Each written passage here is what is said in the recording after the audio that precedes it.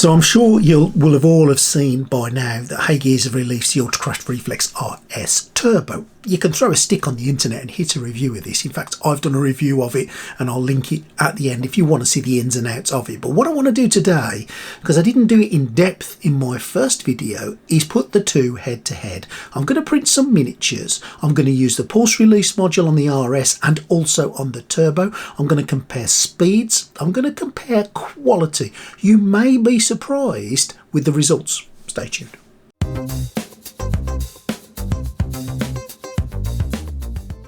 So just to recap, if we compare the original RS with the Turbo, they're the same price, same size screen, same build volume. They come without a heated VAT, but you can add a heated VAT to both of them.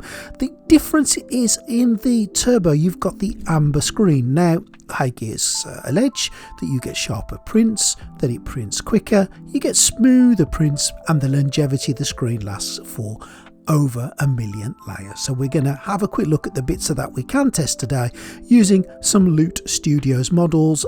One in the center is pre-supported, the other two I've supported using the Blueprint Slicer and their automatic supports, and we're also doing a Frozen XP test. We are going to be doing everything, of course, in Blueprint Slicer. We're going to be doing them both with and without the pulsing release module, and the resin of choice we're using today is the Modeling PAS 10 resin at 50 microns.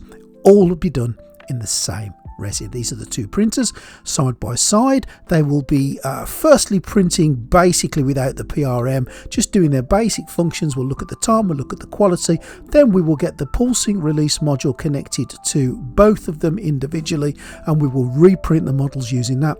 That means then we can compare the timings and see just what difference this pulsing release module has made. So if we look at everything printed, on the left we've got the RS followed by the Turbo, then the RS with the pulsing release module, and at the right is the Turbo with the pulsing release module. So that's how we're going to just look at them initially. Let's look at them closer using a macro lens. Now, the first thing you can see is we're going to do this in the same format. The one on the left is the RS, the one on the right, as you can see, is Turbo plus pulse release module. Look at the actual Frozen test on the RS. It's perfect, absolutely no problem. Something went horribly wrong with the Turbo. I don't know what, but their word in vision on the test is just bloody awful. The RS plus the pulsing release module again does not look brilliant, and the Turbo and the pulsing release module looks good. I'm a little bit confused as what happened on the Turbo, but that is mirrored across the whole of the Frozen XP test only. So I'm not sure if it's something to do with that test, but on this little snapshot of it, the RS on its own and the Turbo and the pulsing release module are the best two prints that we've come off this. What's gone on in the middle of it? Who knows? It's the mystery of 3D printing. Now the story thankfully is a little bit different when we start to look at the Loot Studios 32mm models. If we really have to be picky, we can see that the Turbo plus the pulsing release module doesn't look too bad on the far right. But if I look at the other three, I think they're perfectly acceptable. I would not say that any of them look bad. There's a little bit of less detail in the original RS, but my God, you'd have to really put your high-vis glasses on for it. This picture, it looks a little bit clearer that you can see that the RS on the left compared to the RS Turbo and the pulsing release module on the right has a little bit less detail. But do you know what? Look at the RS and the pulsing release module. That detail doesn't look too bad.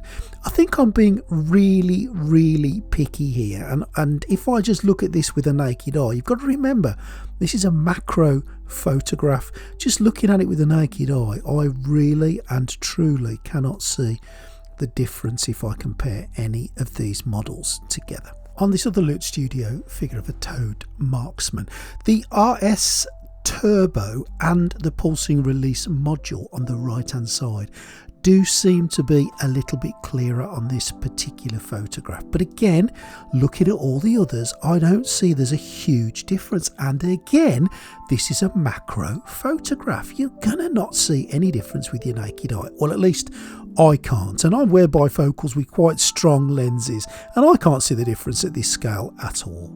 Now, what do you think of this photograph? This is the same Toadsman Marksman, and just looking at his face, what do you think? Can you see a vast difference in the quality? I genuinely can't see too much here. The RS looks a little bit grubbier on the left hand side. It looks like the support settings for that compared to the turbo and the pulsing release module have left a few more scrapes and marks on there, but the quality wise I don't think it looks too bad at all. Now, just talking about supports, when using the pulsing release module, I did find that the supports were lighter and easier to get off than the RS and the turbo not using the pulsing release module. But from a quality perspective, I think any of these would pass, any of them would pass at all. But you know, let's be honest, there were easier ways to get the supports off with the turbo and the RS using the pulsing release module. That really could be a little bit of a big selling point for using the pulsing release module on either of those machines. Now, that little tiny elf, again, I can't really see anything. Can you see anything? What do you think? All right, the picture of the turbo on the right is a different picture, but it's the same model. I just didn't get it at the same angle.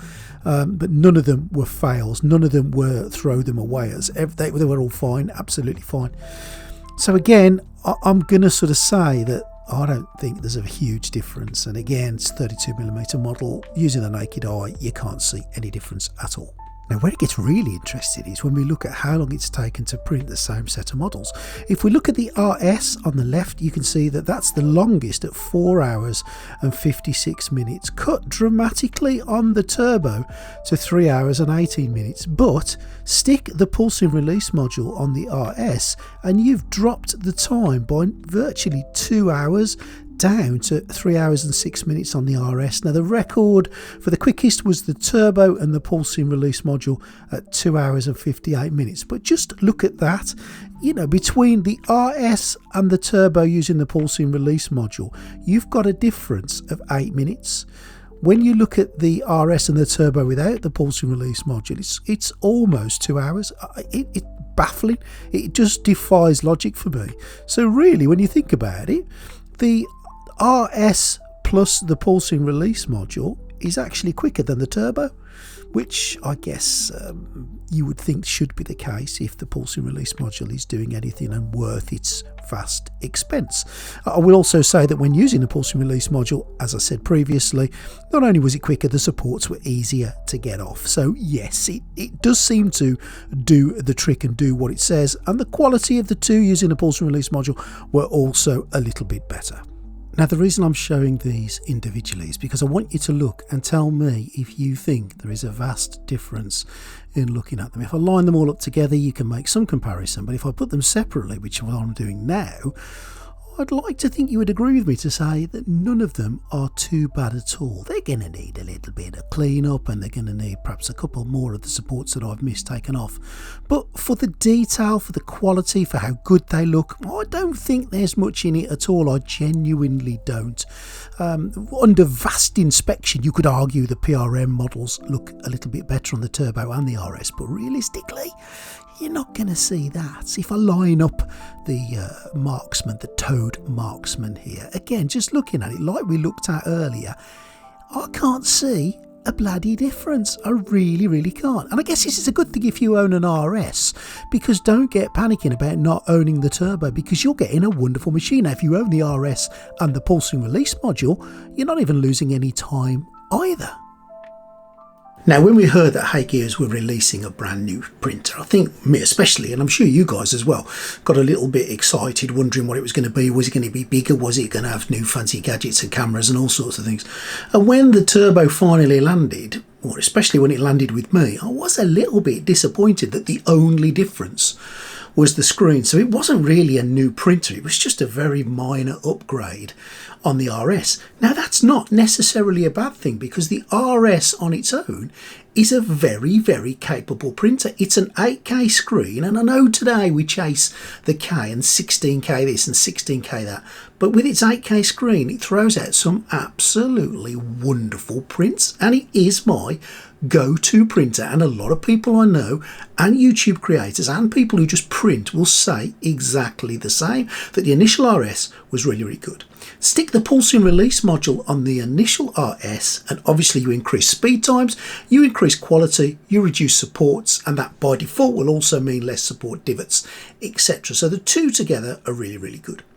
The turbo on its own, it's not a bad machine either. It's really good. It produces wonderful prints. Of course, you've got the amber screen, so you're going to get a little bit more resolution. Are you going to really see it? Well, I would say no, you're not going to really see it. Are you going to get a little bit of a speed increase? Yes, you are, without doubt. And yes, it will last a little bit longer.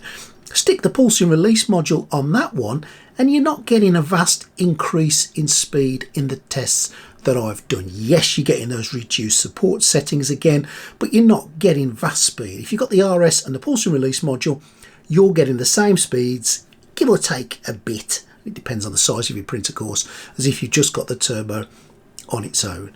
But from a quality perspective, other YouTubers may disagree with me. You may disagree with me. Please put it in the comments to let me know whether you do agree or not. But I, with my naked eye, looking at a model, especially a model that I'm going to stick a layer of paint on, for a hobbyist, I can't see any difference in the quality at all. The speed, yes. The longevity of the screen, yet to be decided because I haven't had it that long.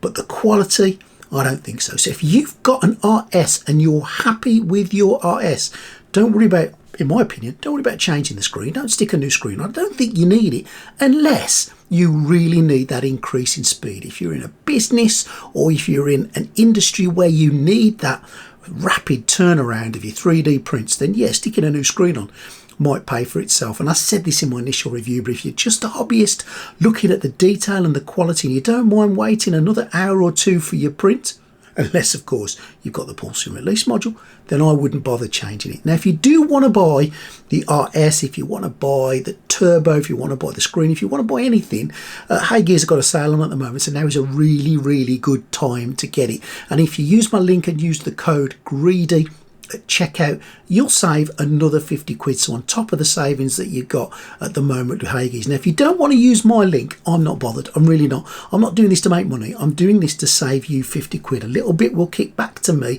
of course it will. I'm not going to lie about that. But if you don't want to use my link, don't use my link. I really, really don't do it for those reasons. If you're thinking of buying the Hey-Gears Turbo, or if you want the old RS, if you want anything from Hey-Gears, now's a good time to stick your hand in your pocket and buy it, because you'll save some coffers. You really, really will.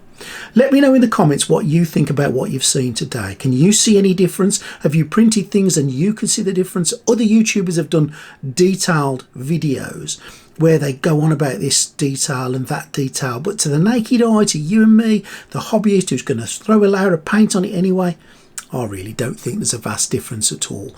And that's not a bad thing. As I say, if you own the original RS, you have still got a wonderful, wonderful printer. If you like what you see today, please subscribe to the channel. Think about joining the Greedy 3D Patreon. Make sure you leave me a comment.